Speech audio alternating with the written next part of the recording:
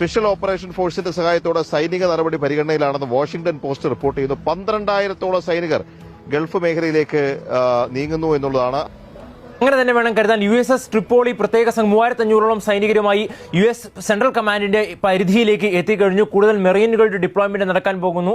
Airborne ഡിവിഷനിൽ ഡിപ്ലോയ്മെന്റിനുള്ള ഒരുക്കങ്ങളെല്ലാം തയ്യാറാണ്. ഏത് നിമിഷവും ഡിപ്ലോയ് ചെയ്യാൻ അവരും തയ്യാറാണ്.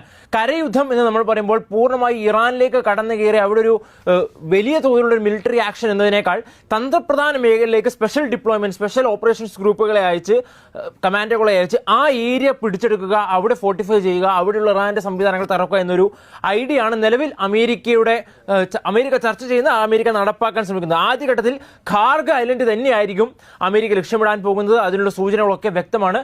ഖാർഗ് ഐലൻഡിലേക്ക് ഏത് ദിവസവും വരും ദിവസങ്ങളിൽ എപ്പോൾ വേണമെങ്കിലും ഒരു അമേരിക്കൻ നീക്കം നമുക്ക് കാണാൻ കഴിയും. ഖാർഗ് ഐലൻഡ് ആദ്യഘട്ടത്തിൽ പിടിച്ചെടുക്കുക, പിന്നീട് ഹോർമുസ് കടലിടുക്കിൽ ഇപ്പോൾ ഇറാൻ നടത്തുന്ന ഓപ്പറേഷനുകളെ പൂർണ്ണമായും തകർക്കുന്ന രീതിയിൽ അവിടെ ഒരു ആധിപത്യം സ്ഥാപിക്കുക. ഇത് രണ്ടുമാകും അമേരിക്കയുടെ ലക്ഷ്യങ്ങൾ.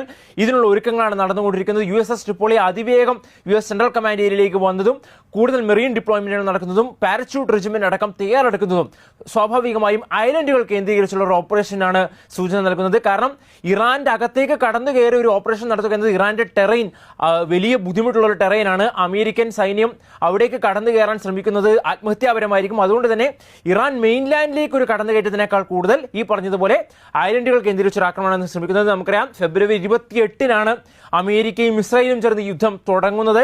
ആദ്യഘട്ടത്തിൽ തന്നെ ഇറാൻ നേതൃത്വത്തെ കടന്നാക്രമിച്ചുകൊണ്ട് തരിപ്പണമാക്കിക്കൊണ്ടാണ് ഇറാൻ യുദ്ധം തുടങ്ങിയത്. ഇപ്പോൾ ഇന്ന് മാർച്ച് 28 ഒരു മാസമായി എന്ന് പറയാം. അത്രയും ആകുമ്പോഴും ഇപ്പോഴും അമേരിക്കക്ക് പൂർണ്ണമായി ഇറാന്റെ തലയറുക്കാൻ സാധിച്ചിട്ടില്ല. ഉടലും കൈയും എഴുന്നേറ്റ് നിന്ന് പൊരുതുന്ന സാഹചര്യമാണ്.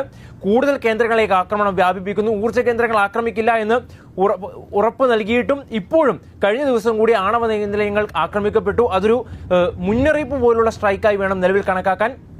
വിദ്യാഭ്യാസ സ്ഥാപനങ്ങൾ ആക്രമിക്കപ്പെട്ടു. അതിന് മറുപടിയായി തിരിച്ച് പ്രദേശത്തെ മറ്റ് അമേരിക്കൻ ഇസ്രായേലി വിദ്യാഭ്യാസ സ്ഥാപനങ്ങൾ ആക്രമിക്കുന്ന ഇറാൻ മുന്നറിയിപ്പ് നൽകിയിട്ടുണ്ട്. ജലസംഭരണ കേന്ദ്രങ്ങൾ കഴിഞ്ഞ ദിവസം രാത്രിയും ഇറാനിൽ ആക്രമിക്കപ്പെട്ടിട്ടുണ്ട്. അതിനും ഇറാന്റെ മറുപടിയുണ്ട്.